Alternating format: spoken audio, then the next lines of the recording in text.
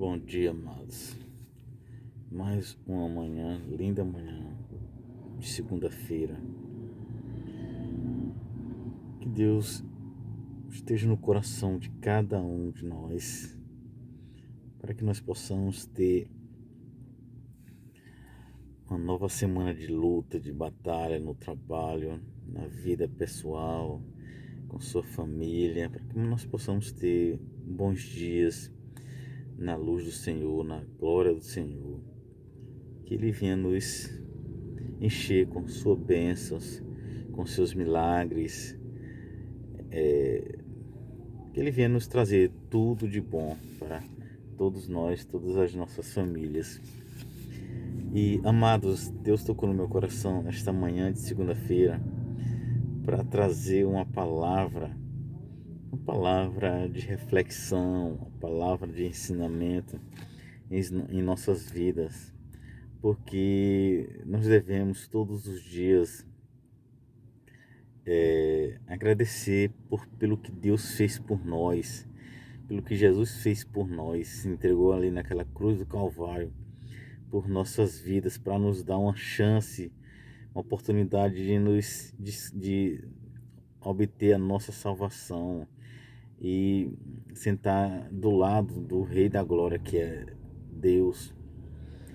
Então devemos ter essa palavra como um ensinamento, como uma reflexão de vida em nossas vidas, na vida de nossas famílias. O nome da nossa reflexão, do nosso texto, é a pura solidão de Jesus Cristo. A solidão de Jesus Cristo naquela hora da falta dos seus amigos, dos seus discípulos. Então vamos ler aqui, vamos abrir nossas Bíblias em Mateus capítulo 26, versículo 36 adiante. Então a palavra de Deus diz: Jesus no Getsêmani. Em seguida Jesus foi com eles a um lugar chamado Getsêmani e disse aos discípulos: sentem-se aqui, enquanto eu vou ali orar. E levando consigo Pedro e os 2 filhos de Zebedeu,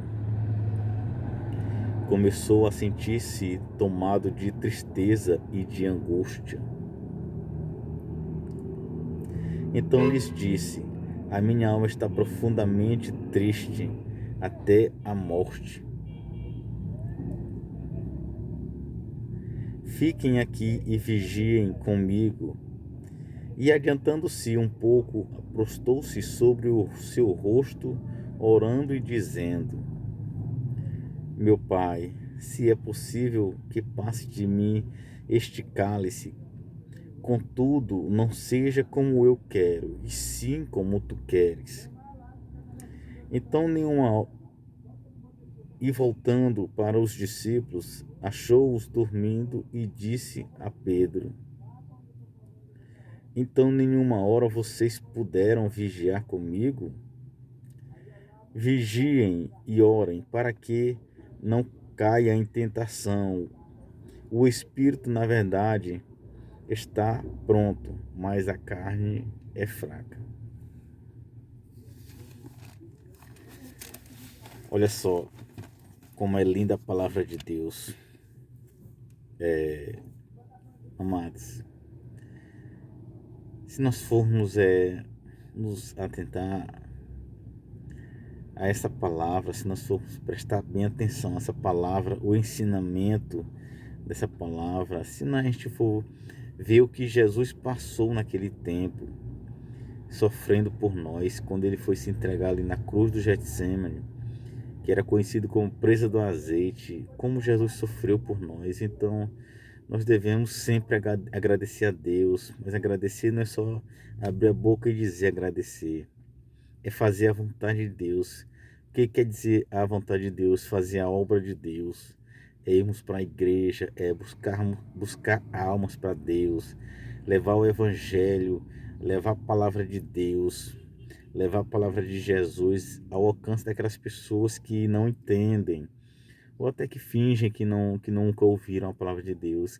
Que aquelas pessoas possam entender a palavra de Deus, o verdadeiro caminho. Então devemos orar de manhã, quando for, à noite, quando for dormir, fazermos as nossas orações aos pés de Jesus.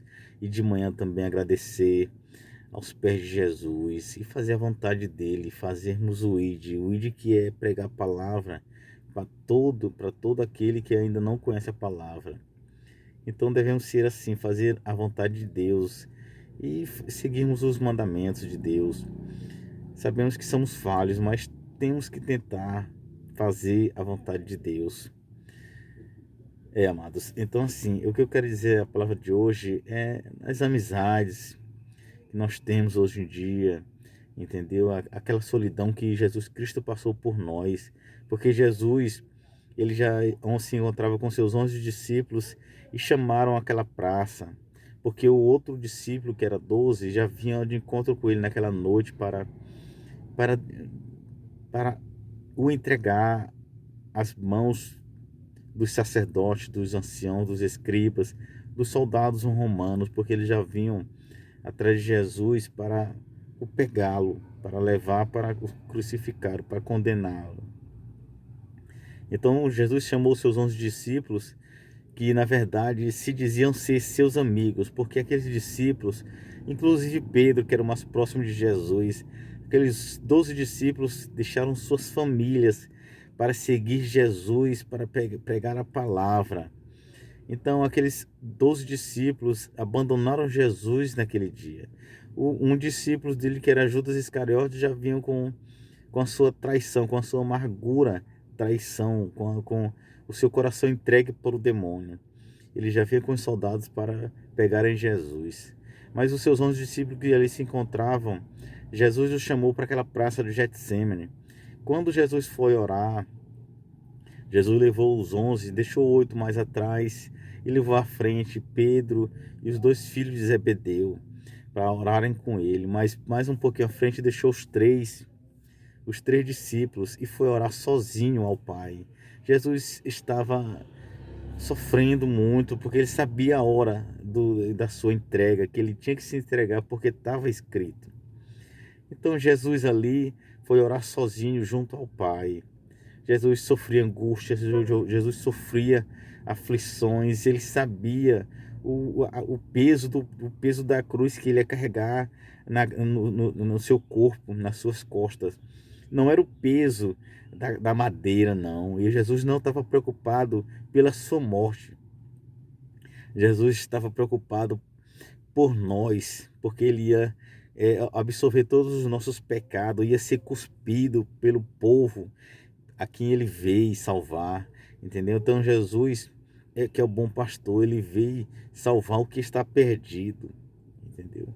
Então Jesus estava preocupado, não era por sua morte, pelo madeiro que ele ia carregar, é pelo peso dos pecados que ele ia carregar nas costas, que ele ia sofrer. O próprio povo era que ia renegar Jesus, que ia negar Jesus, que ia desejar que crucificasse, que ele morresse, o próprio povo. E posteriormente, ali no julgamento de Jesus, à frente de Ponto Pilatos até queria soltar Jesus. Ele não queria, na verdade, assim, diretamente condenar Jesus, mas aquele povo, Pilatos era o governador daquele estado ali, dentro de Israel, que trabalhava para o governo romano. Pilatos era romano, Pilatos nem conhecia a palavra de Deus. Mas aquele povo que ali estava para julgar Jesus conhecia a palavra de Deus, sabia da vinda do Messias. Aquele povo andava com Deus, via Deus fazer suas curas, prodígios, milagres. Mas as pessoas são muito incrédulas, entendeu? Então as pessoas ali estavam para condenar Jesus na hora do seu julgamento. Então aquele povo condenou Jesus. Pilatos tentou por 3 vezes inocentar Jesus. Mas aquele povo era que dizia, porque ele havia um preso por nome Barrabás. Aquele homem era um criminoso, matador de Arimateia, matava muita gente, ele estava preso ali. Então Pilatos tentou de várias formas inocentar Jesus, mas o povo sempre dizia: crucifique-o, crucifique-o. Então, que povo é esse? Que povo é esse que condenou Jesus, pediu para que o crucificassem? O próprio povo que andava com Jesus. Então ali Pilatos tentou de várias as formas e não conseguiu convencer o povo. Então Pilatos chamou Barrabás, que era um prisioneiro assassino, para julgar ele junto com Jesus, julgar os dois para ver qual deles dois o povo queria soltá-lo. Então foi isso que aconteceu e o povo decidiu acusar Jesus para ser crucificado. Então foi isso que aconteceu, gente. Então voltando atrás, Jesus foi orar e Jesus orando ali, Jesus suava sangue, Jesus chorava sangue, porque Jesus sofria a angústia ali, naquele sofrimento, porque sabia que tinha que se entregar. Jesus, na verdade, estava preparado espiritualmente, mas fisicamente, carne, ele não estava preparado. Por isso que ele fala aqui: Senhor, que faça a tua vontade e não faça a minha, porque meu espírito está pronto, mas a carne não está pronta. Então foi assim que Jesus passou por aquele sofrimento até se entregar na cruz do Calvário. E os seus discípulos, quando ele voltou, quando ele foi orar sozinho ali ao Pai, quando ele voltou a primeira vez, os discípulos estavam todos dormindo. A primeira, segunda e terceira vez, da mesma forma, Jesus foi orar 3 vezes ao Pai. Quando voltou, os discípulos ali estavam dormindo. Então cadê os amigos que abandonaram a Jesus? Cadê os amigos que abandonaram, perdão, cadê os amigos que abandonaram as famílias para andar com Jesus na hora mais necessária, na hora mais aguda da vida de Jesus, naquela hora ali que Jesus ia mudar o mundo e que Satanás estava torcendo para que Jesus renunciasse o seu propósito, que era morrer por nós. Satanás, ele queria ali que Jesus não seguisse o seu caminho, o seu propósito.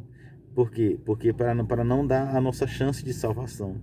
Mas Jesus sabia que tinha que fazer aquilo ali naquele momento. Jesus sabia o seu propósito. Então Jesus lutou contra a vontade da carne, porque Jesus se fez carne que nem nós.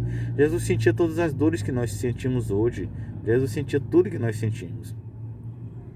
Então por isso que Jesus lutou contra a vontade da carne. O seu espírito estava preparado, mas a carne não estava. Então, amados, cadê as amizades de Jesus? Cadê os amigos que andavam com Jesus ali por 3 anos pregando a palavra de Deus? Então somos nós também. Cadê nossos amigos na hora da aflição, na hora da doença? Ali quando está nas vidas festivas, nas bebedeiras, amigos de copos, né, falando. Ali você tem amigo no trabalho, tem amigo no dia a dia, na própria família, você tem amigo. Toda hora ali tem amigo para lá, para cá, na sua casa, toda hora tá ali junto com você, entendeu? Nas horas festivas.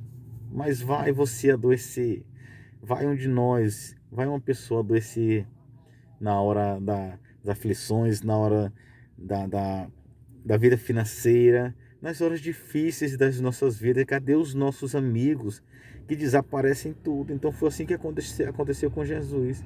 Foi dessa forma que aconteceu com Jesus. Na hora mais difícil para Jesus, cadê os amigos? Estavam todos dormindo.